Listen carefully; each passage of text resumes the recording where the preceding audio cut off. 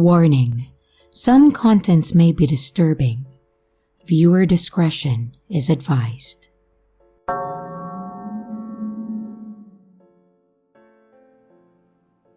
Hello, I work for Gloria Jeans.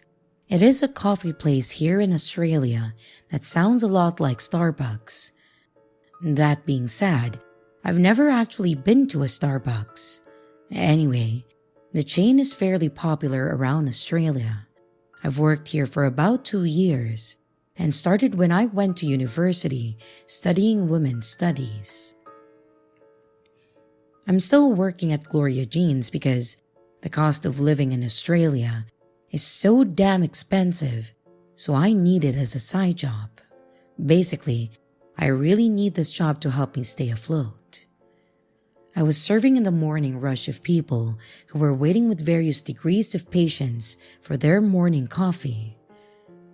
When I noticed a woman who I hadn't seen before, I asked her for her order, and to be honest, I don't remember what it was or her name. It's hard to remember it all. The morning rush was over and she was still there.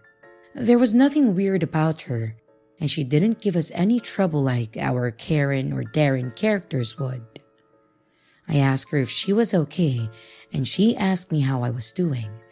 I replied and I said I was fine too, just the morning rush can be intense. She asked if she could ask me a few questions, and since it was quiet, and the management likes when we have a good rapport with customers, I agreed with her. She asked if I had a partner, and I said no, not at the moment. I swear, her face lit up. So far, nothing super weird. I apologized to her and I told her that I wasn't looking, and she didn't look fazed at all. Each day afterward, she showed up and wanted to speak with me. It was getting really annoying. She would wait there all day and follow me when I had my time off work. I told her that I was on a break and I needed space to eat and rest, and she sat at the table across from me, staring and eating her food. She hadn't done anything violent, just really weird. I asked her to be left alone. She sulked and got up and then left, but she was back again the next day. I talked to my manager about it, and he didn't really take me seriously. I had to take my car into the repair shop to get it fixed, so I had to catch the bus instead. I hate taking public transport, but it was either that or an Uber. I wanted to save up some cash, so I just took the bus. Anyway, she was on the same bus, and she also got off at my stop. I had to sneak through different apartment blocks to hide from her, so she wouldn't know where I lived. I told my manager what happened, and finally he asked her to leave the store. I tried ignoring her. One day, I had to work late, and I was walking out to where I parked my car. 2 things were wrong. She was sitting on my car, and she was waiting for me by my car. I said, "Hey, what the hell are you doing?" And she said that she had been waiting for me and that she had missed me. I told her to leave me alone, and I drove home. This is where I made a big mistake. I didn't realize that she put an AirTag on my car and then found out my address. Over the next couple of months, I was sure someone was looking through my windows. One of my plants was stolen. I'm not sure if it was her or not. I also noticed strange little bottles on my front step. It was incredibly strange. I didn't see her at my house until one day that I realized that I forgot to take the bins out. So I did that and then came back inside, and I closed and locked the door. Then I came back to see her sitting in my living room. I let out a scream when I saw her and a maniacal grin on her face, and she told me that she had been waiting so long for this. I ran to my phone and I called the cops while she tried to take the phone from me. screaming at the top of her lungs that she loved me and that I was hers. I was backed up into the kitchen when she grabbed one of the knives, threatening me with it, and I punched her to get her away from me. This crazy bitch then started slicing into her own arms, and it was the most insane thing that I have ever seen in my life. My neighbors heard the screaming, and the police and the ambulance came to take her away. She had lost a lot of blood, and surprisingly, cops got her to drop the knife. I don't know what I would have done if they were forced to kill her in my home. She was arrested, and I think she was sent to a mental health facility. I hope she's getting the help that she needs, but I'm just happy to be done with it.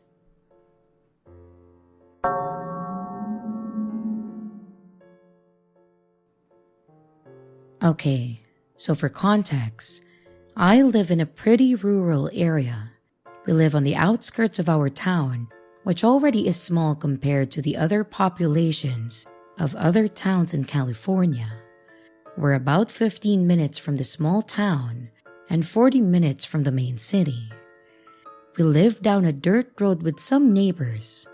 Our house has no other fences attached to ours, and on two sides of the house is only fields and dirt roads, one side having a single house in the field. The other two sides have a couple neighbors down the other roads, and nobody really interacts out here except my dad talking to the two of them sometimes. I was probably 12 when this happened. I had low self-esteem and I wanted to start exercising more. I had been enrolled in a charter school due to bullying. Yes, that played into my self-esteem, but let's get on with the story.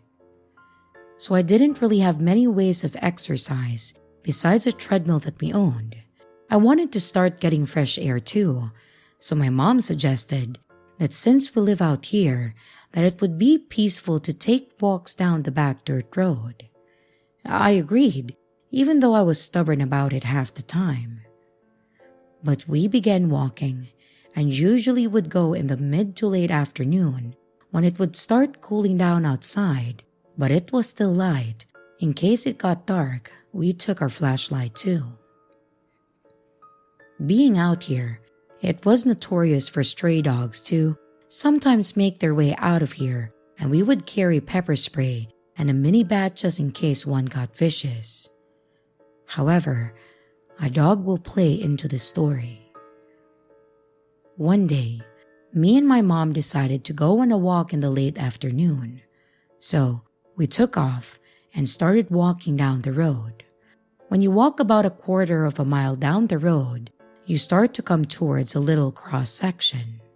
There's a road going to the left to the highway and a road going right to the neighbor's house. Or, the road goes straight down to a utility road. Me and my mom discussed walking down the utility road to get a good walk since it went on for a while. When we started getting to the crossroads, this dog came out of literally nowhere. We were looking at it, and it was in the center of the road staring at us. Me and my mom looked at it, and my mom said that she got this feeling in her stomach that we needed to turn around and then walk home. So she grabbed my arm and then started leading me back home. We were in the midst of walking when she looks ahead and stops to stare at something. I ask what she's looking at, and then she points. A white car pulled up to our fence and quickly backed up and shot down the road on the side of our house. Mind you, nobody ever goes down this road except one old man that we know. Anyone else who does usually is scoping out my dad's tools to steal them. My mom said that she felt a bit uneasy because of it and then pulled me to the edge of the dirt road, almost into the field. The car had then driven to the highway and left. Or so we thought. We continued walking back to our house when this car comes back and drives down the road that we are walking alongside. I caught a glimpse and it was this smaller white car with black tinted windows that you couldn't see through. My mom instantly got a feeling of impending doom and then pulled me into the field, not too far, but far enough. We kept walking through the field towards our house, getting closer now, when this car comes back down the road. My mom stops me in my tracks to see what the car is doing, and it drives back to our house and starts driving around it super fast. For context, we have a random road and area that goes around our yard on our property. My mom waits until the car drives back down the side of the road, and she tells me when we need to start running. So that's what we did. We started running through the field, getting to one of the little sections near my yard. The car comes back and then drives down the road trying to cut us off. Me and my mom are panicking at this point, and we have no idea who this is and why they're acting like this. The car circles around again, and my mom drags me further. We were going to run down into the ditch. We get into the ditch, and the car comes back around and pulls to the edge of the ditch where we were. The front of the car was facing us, and all I could think about was if it drove down, it would hit me and my mom and probably kill us. My mom quickly put her arm in front of me and stood dead still while I was literally horrified and dropped our flashlight and I think my water bottle too. The car was getting ready to drive down where we were, and then suddenly, they backed up and drove around the yard, going back down the side road to the highway. Me and my mom felt like our souls left, and then she tells me to run, to not look back, and to get to the front gate. I run up the ditch, feeling my heart pounding. I run around the yard and towards the front gate, flinging it open, and I started running towards the front door. I didn't hear my mom behind me. I was running to the door to open it, and right when I looked over, I saw the car coming back down the side road. I ran into the house, trying to catch my breath. I saw the car drive down the road, and I didn't see my mom, so I was panicking. I ran towards the sliding glass door, and suddenly, my mom comes running towards it, flings it open, running inside and locking it. She then tells me to go lock the front door while I try to catch my breath, and I tell her that I was scared because I had no idea where she was. She went to chug some water from the fridge, and she told me that when I was running, she was trying to shut the front gate when she noticed the car coming back down the road. She said she knew she wouldn't have time to follow me to the door, so she ran behind my sister's car to stay out of view of the car. And when it drove back down the road, she took the opportunity to run to the back door since it was closer to my sister's car. It's crazy to think that if we hadn't seen that dog standing there in the road and then decided to turn back, that we may have been run down. Fortunately, we haven't seen the car again and think it may have just been some crazy person or druggie who just so happened to come down our road that day.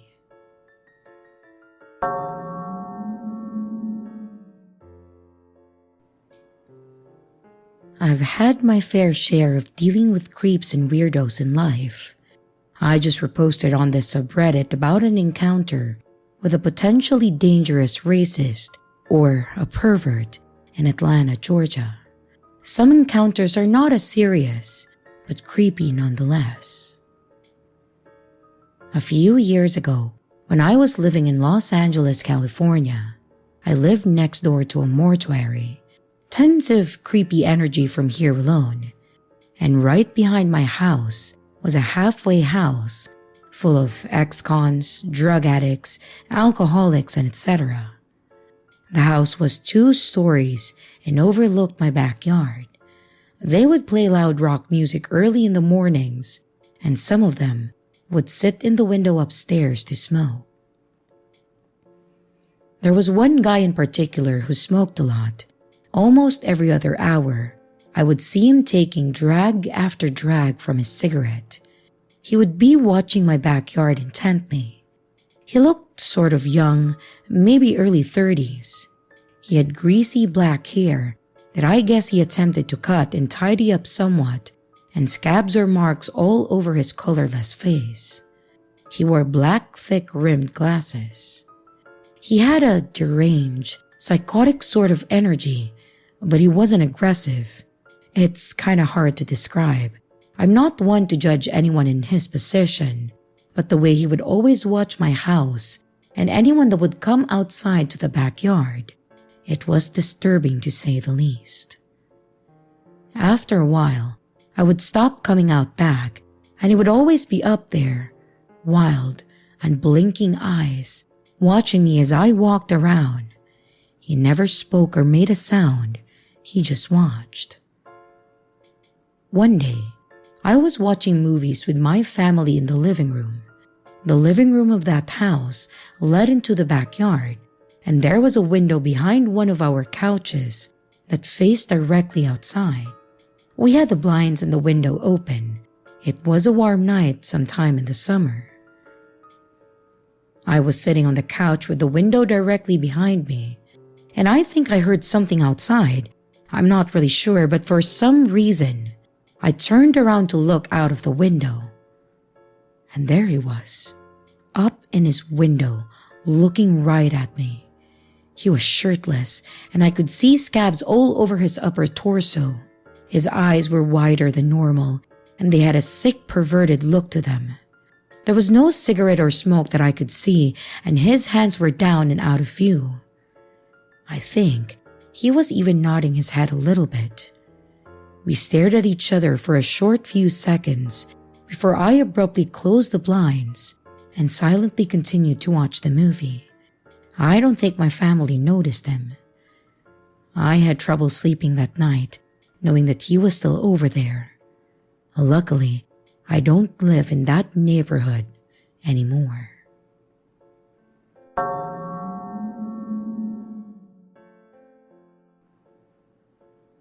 I grew up in the 1990s, born in the late 80s, and I remember getting my first bike and starting to explore the area in which I grew up in, upstate New York. Where I grew up is much different now in the 90s. It was more rural with clusters of neighborhoods here and there. I lived near an old landfill, and the main road connected a lot of semis down to some factories in a neighboring town that was like a 5-minute bike ride. We also had an old Baptist church that was founded by an eccentric former hippie who was really good to the community. My dad, who was a very serious drinker, loved to fish and hunt and etc. with his friend because it gave him an excuse to drink and kill something. But he ended up making this deal with his pastor and also the gentleman who owned the pond behind the church to stock it with fish, as at that time, my dad and his friends started becoming serious competitive fishers and went in on a boat, which my dad had to sell his share to eventually to keep drinking. So my friends and I had permission to fish there in the summer, and we would go down and swim and all that. I lived easily less than 5 minutes from this pond, and my friends and I go out there one summer day. This was around 1995.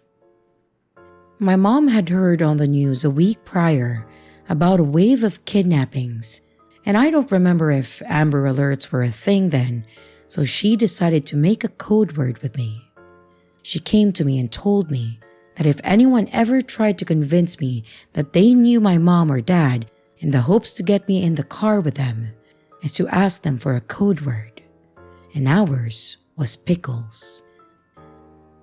So fast forward to our fishing trips, my friends leave before me after we sat around and actually just swam more than anything. My friend Dennis got mad because he was serious about fishing, so he and his brother left, and I was left on the road, as the road, once you got past this farm, was a straight shot to the main part of the town, and our road was on the right just before the road ended. So I get to my road, and as I am about to turn, I didn't notice that I was being followed by a beige-colored pickup with this Cletus-looking guy from The Simpsons in it. He greets me and tells me that my mom and dad were waiting for us at this local restaurant, which I knew. He then tells me that they asked him to come and get me and meet them there so we can all have dinner. Immediately, I thought of what my mom said, and I started getting this evil feeling like I was in danger. So I told him that my parents specifically have a password that they give their friends, and that if he was their friend, he was required to tell me. At which point, he got mad and he started swearing at me, although I didn't see one, but I was certain that he had a gun as he started fumbling in the truck. I turned and I started pedaling down on my road screaming for help and that I was in danger. He jerked his truck to follow, but I was making too much noise and was already to my house that he just took off. When I got home, my mom was home and I was hysterical and asked her why she would ask such a mean friend to pick me up. I told her about what happened and she didn't believe me, and she calmed me down and told me that I did the right thing, but I could tell that she had a hard time believing me. She also grew up in the same town and nothing like that ever happened to her. A few days later, a friend of hers told her a similar story about her son on another part of our town. The police then were involved and the cops came and talked to me, and I gave them the same description of the man, the truck, and what happened and etc. I don't know if the guy was ever caught. I used to be very bitter at my mom for not believing me, but I now understand the confusion that she had, and instead of reacting, she just tried to console me and keep an eye on everything.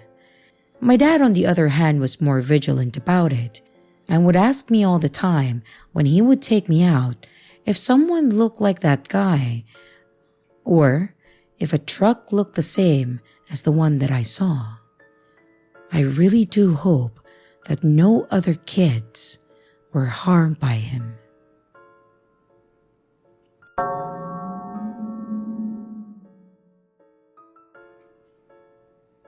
Back when I was a kid in school, I loved it. I always excelled in my classes.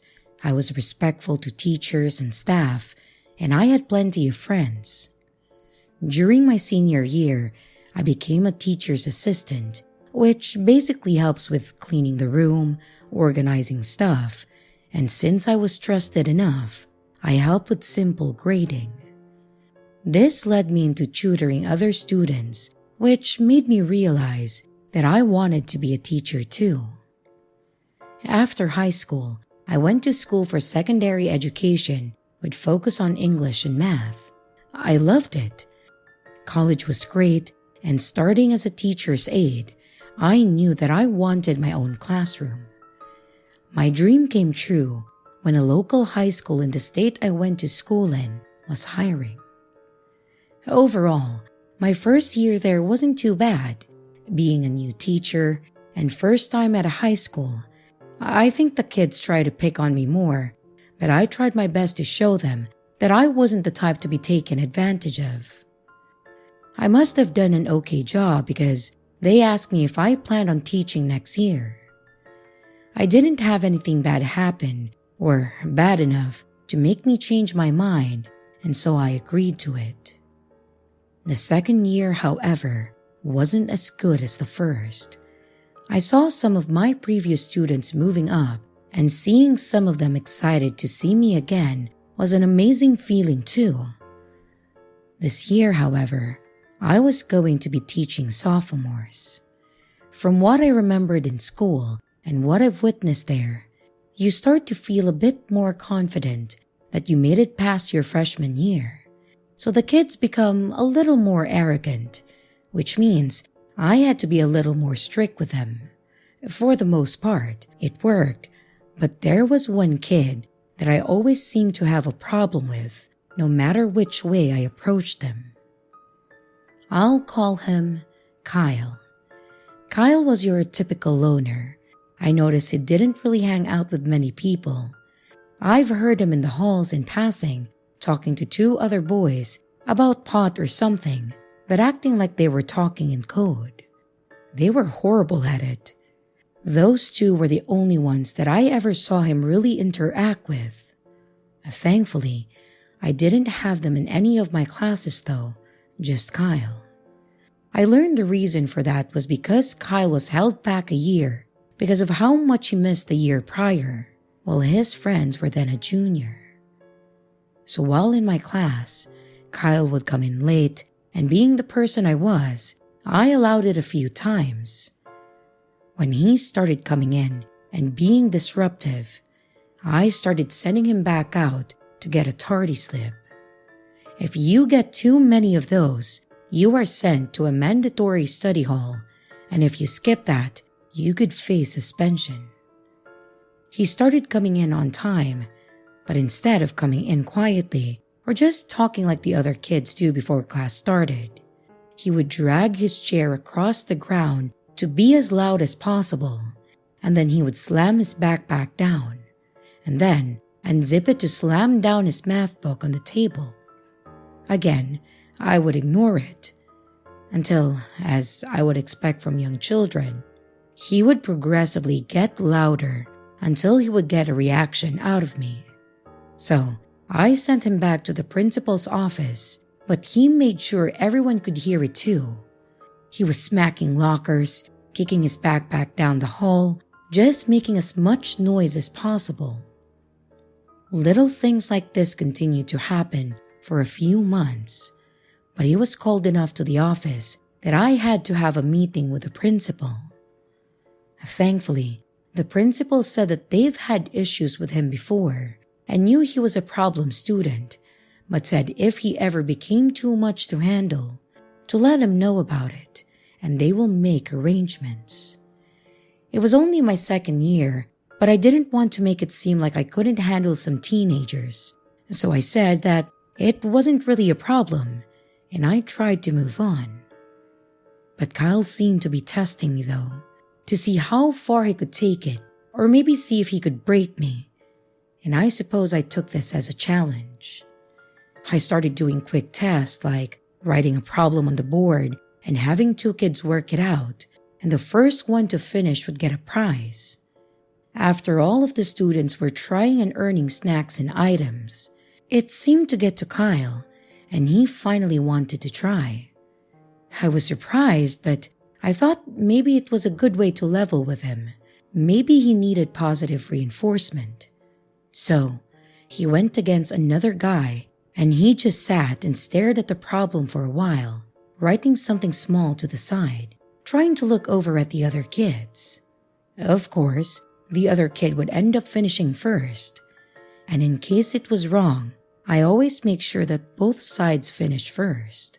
So, I had the kid cover up his answer by taping up a piece of paper, and that's when Kyle got mad the first time. He slammed the marker down, and I tried to reason with him. I tried to walk through the problem with him, and some snickered in the room. This set him off. He punched the whiteboard and turned around and yelled at the room, asking who laughed, and started making threats.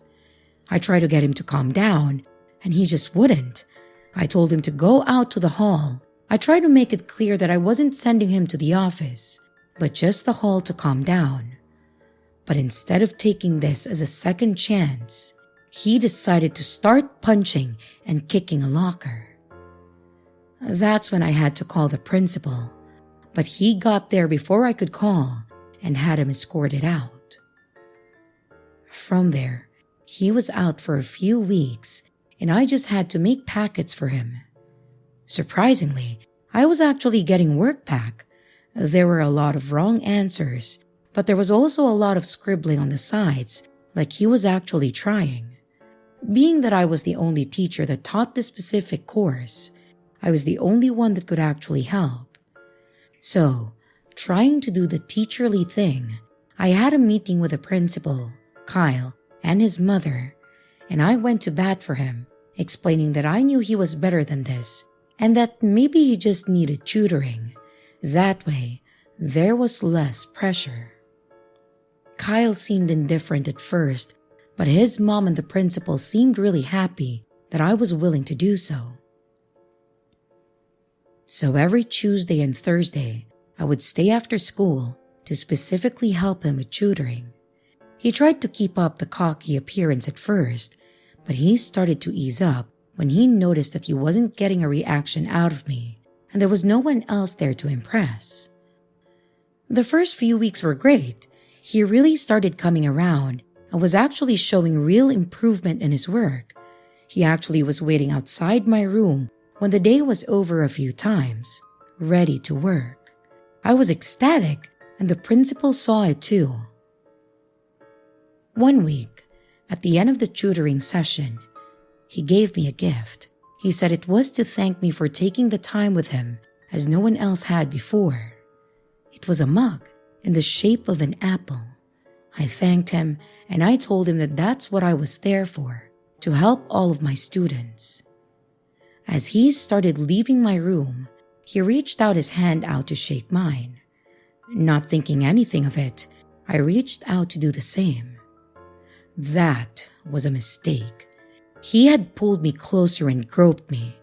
He was a large kid, as in he was super tall for his age and far from small, and at that time, I had a small frame and was barely 5 foot tall.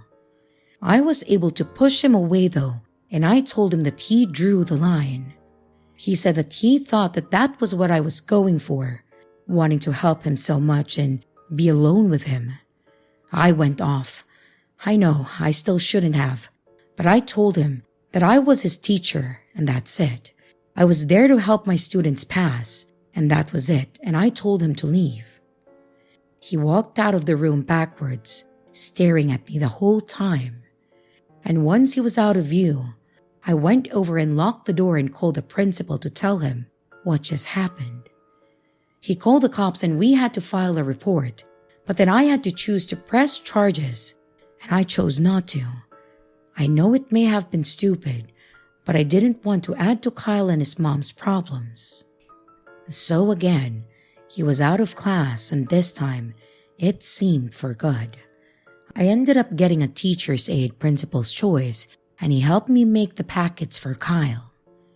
The rest of the school year was pretty uneventful. The kids seemed to have figured out that something happened, and they were direct and to the point in my classes. This definitely wasn't a bad thing, but I did miss some of the joking and fun we had. However, towards the end of the school year, the finals had to be taken on site.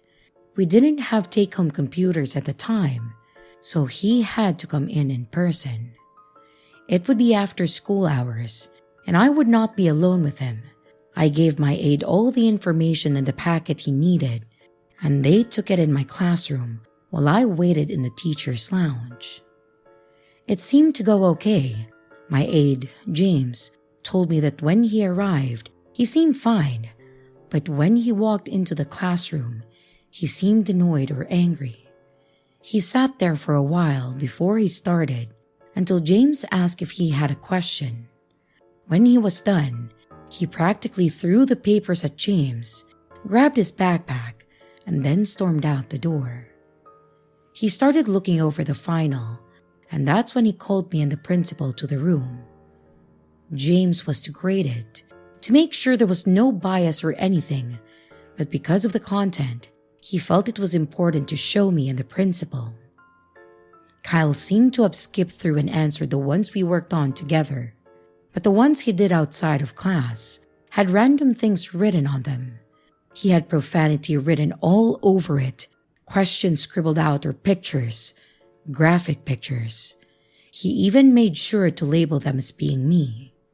Again, the principal took off to find him and instead found his backpack thrown in the trash bin at the door.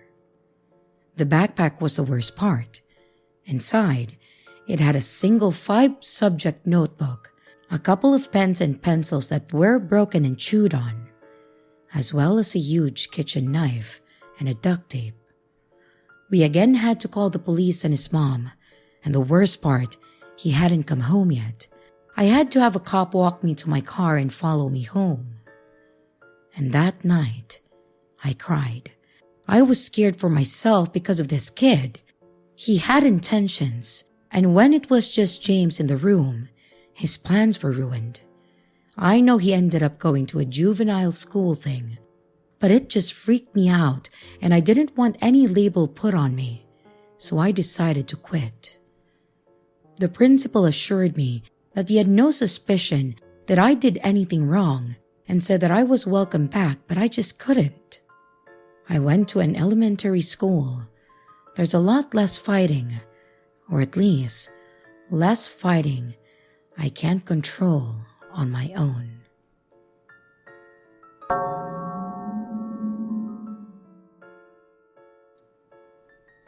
Never move in with a man or a woman that you've never personally known. I got a roommate from hell this way.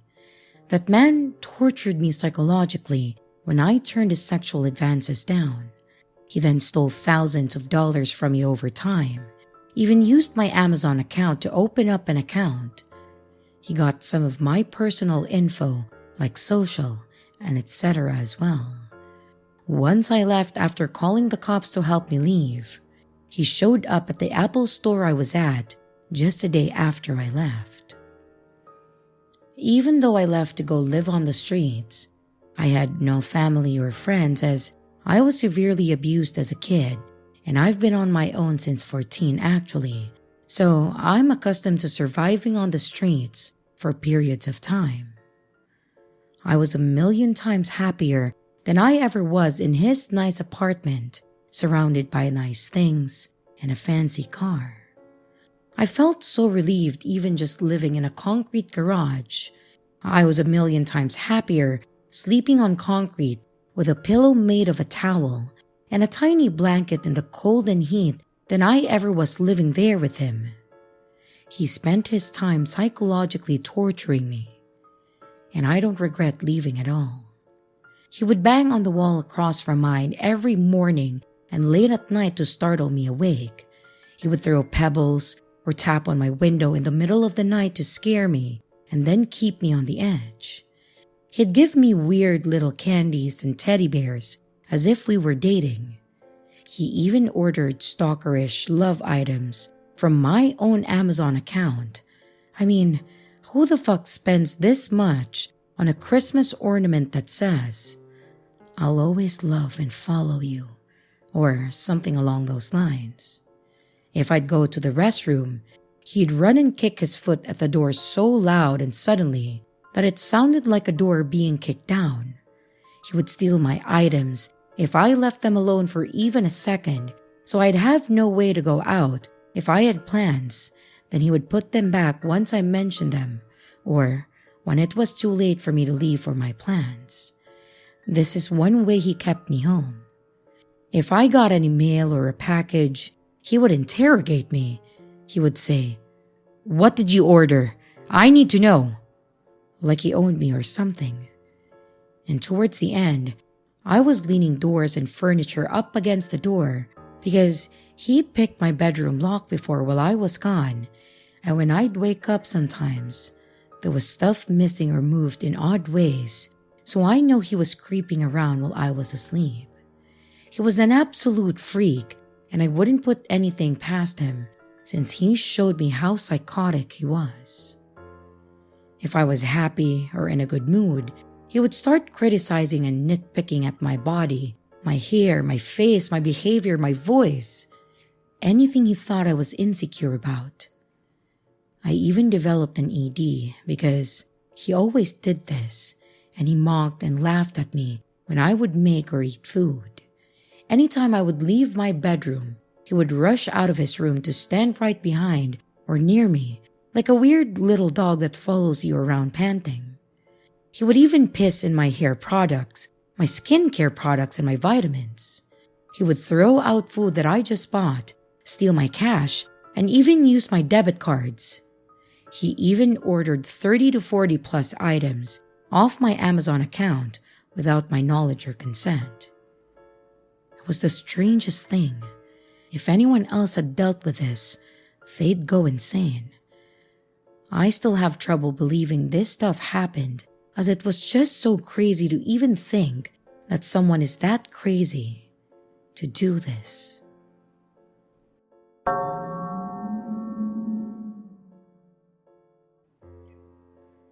This happened a couple of years ago to me and two other friends, 21 and female. We were probably 17 at that time. It was summer, and we had plans to go to our friend's house. There is this park that is halfway from mine and hers, so my friends and I decided that it would be nice to sit in this hut in the park and have a smoke on the way to our friend's place. This was in the evening, so it was getting dark already. And time passed, and it was dark enough for the streetlights to turn on. It's important for the story to explain a bit on how the hut was situated in the park. The park was shaped like a big circle around a lake, so the hut we sat at had two entrances from the left and right side. These entrances then connected to the main park path. The hut is open and just has bench seats in a circle and a roof, but open air if that makes sense. Anyways, the street lights on the right side were not working, so it was extremely dark on that side.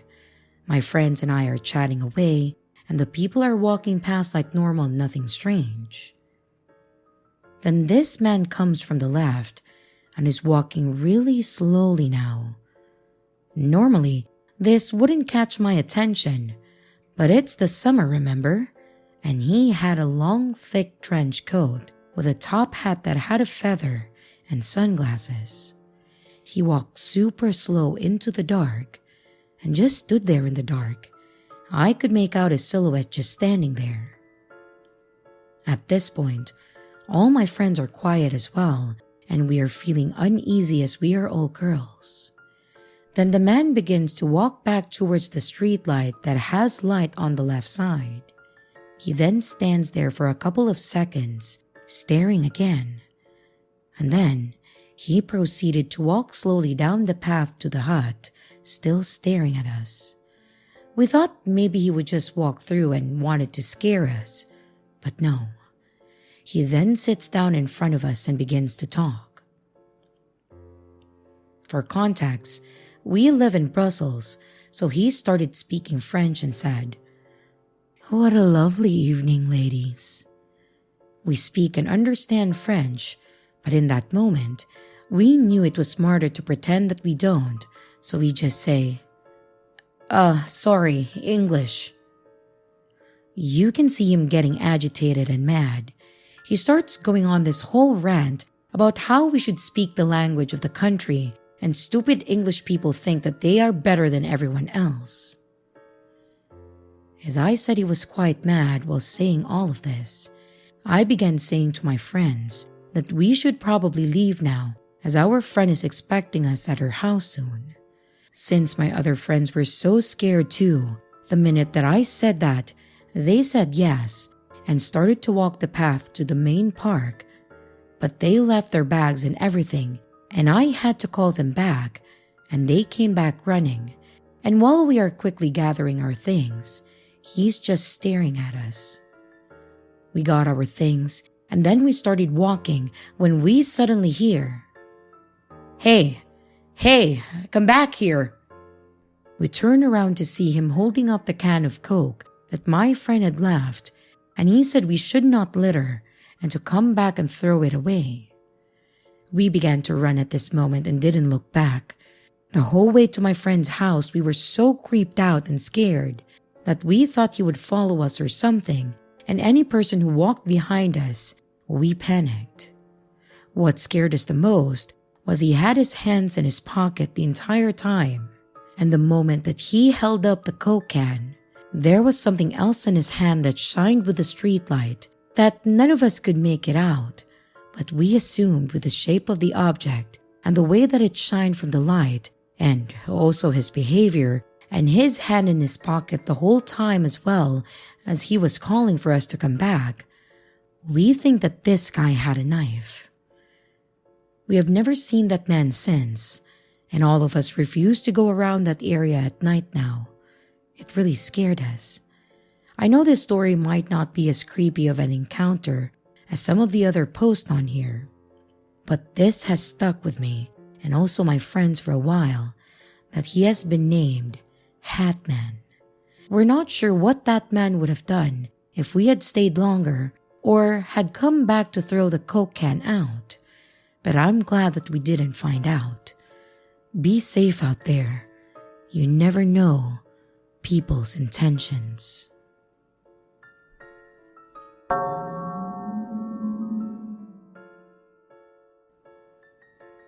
I'm quite an awkward person, and I can struggle to make friends due to my shyness. So in late 2019 to early 2020, I decided to join my sixth form's D&D club. I was hooked, and the fact that I had met a very lovely girl there, who I'll refer to as May, made it all the more enjoyable. It was the type of new friendship where all you want to do is spend time with your new bestie, and so when May asked me to join their D&D party, I was overjoyed. I really did like her. She started off a little awkward, as was I, but she was really sweet and understanding, and we ended up having a lot of our more nerdy interests in common. The first time we hung out on our own was a lot more uncomfortable than I was expecting. Of course, as we had only been friends for a couple of weeks, so I knew it would be a little awkward, but I was not expecting how terribly unpleasant it turned out to be. We didn't seem to click for some reason. Everything was fine when we were in a group, but one-on-one, May was strange. She would completely ignore me for no reason all of a sudden, make very odd jokes but in a serious manner, leaving the pause a little too long, and would then laugh, as well as other strange mannerisms. That was just before I left sixth form early due to personal reasons. It wasn't super off-putting. I wanted to get closer to her, believing once she got used to me, maybe she would mellow out a little. But boy, I was so wrong. Once I did officially leave school, May became intense. It started out with her asking to meet up every other day, keeping in mind that I had started working full-time by this point, and I had very little time to see people. Which was fine because she'd understand that I was busy, right? Wrong. She started getting annoyed and upset to an inappropriate level. For example, she would make me send a picture of my calendar to prove that I was too busy to see her, and even when she could see that it was a chock-a-block, she would start to try and manipulate me and make me feel bad for not being able to see her.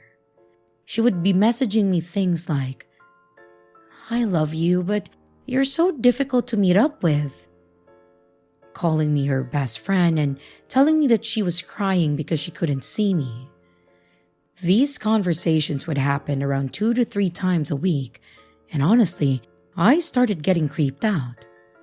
By this point, we had only known each other for around 2 to 3 months, and we had met up alone around 5 to 6 times, and had seen each other almost every day at school before my departure. My creepo meter had started to rise, but it wasn't at the point where I wanted to end the friendship. Sure, it was annoying of how possessive she was, but it's not like she was stalking me. Yet. I distanced myself from her a little, just for my own sanity, as her neediness had progressively gotten more intense, and it had become taxing on my mental health. But I still wanted to be friends with her. Underneath everything, May really was lovely.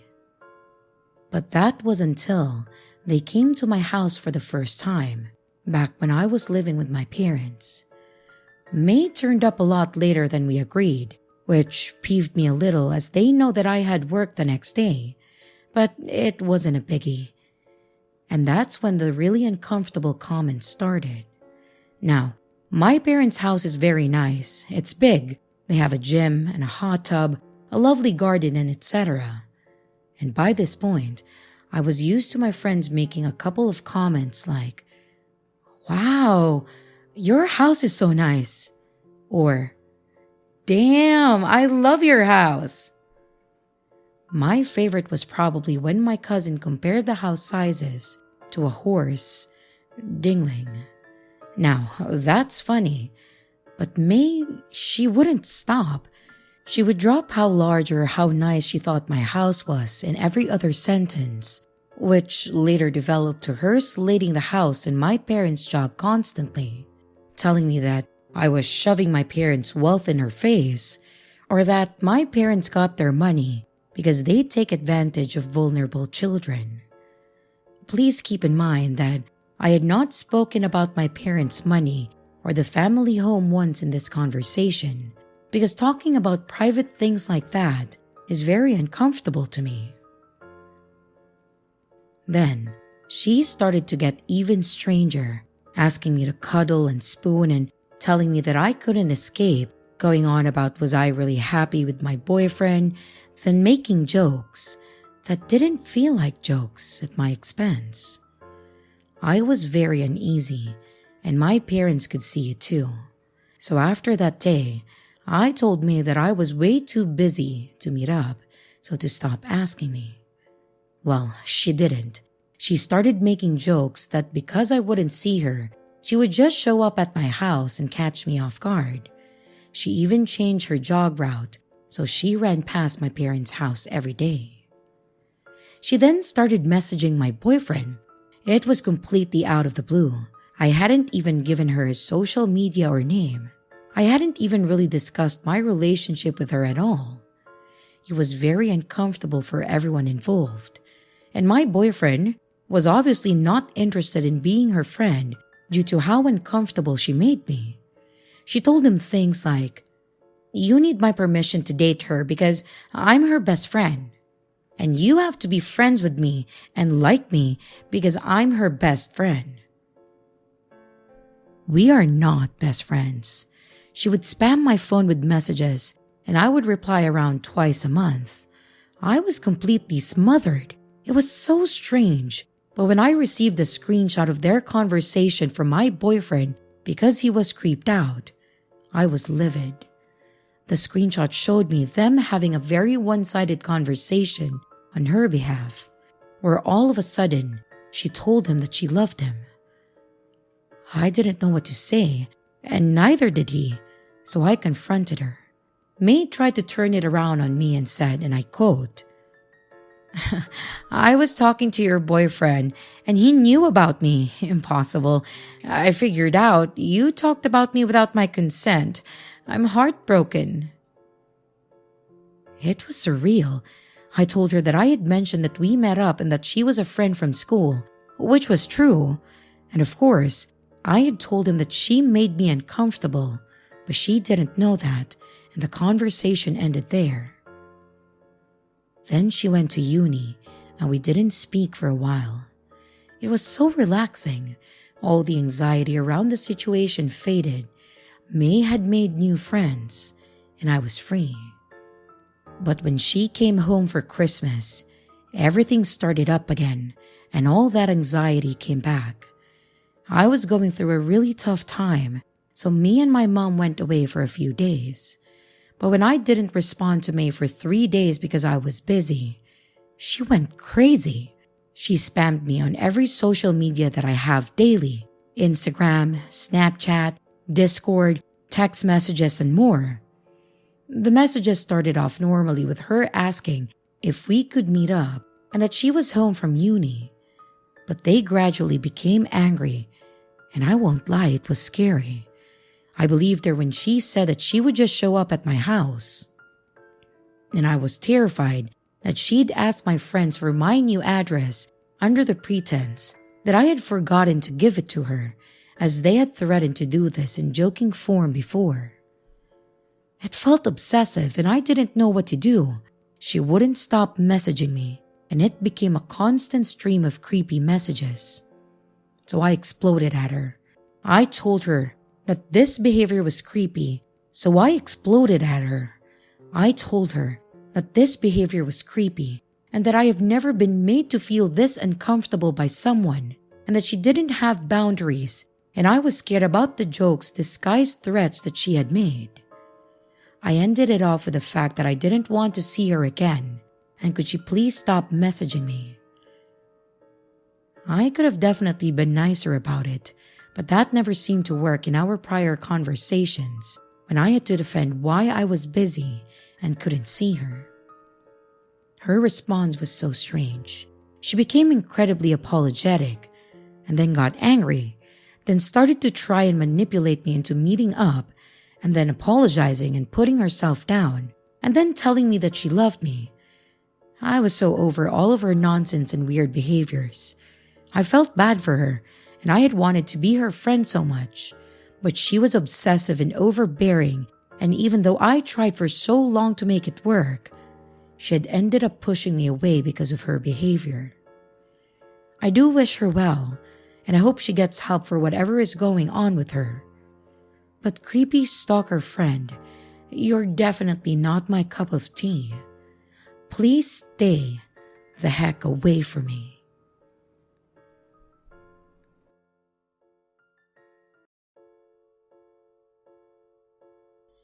And here's the riddle for this video.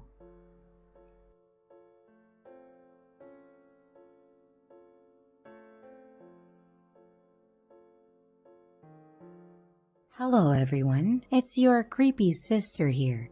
Thank you so much for watching the video. I really appreciate each and every one of you. But I would also like to thank my amazing patrons, my top tippers, and my dearest channel members. Thank you very, very much. I really appreciate it with all of my heart.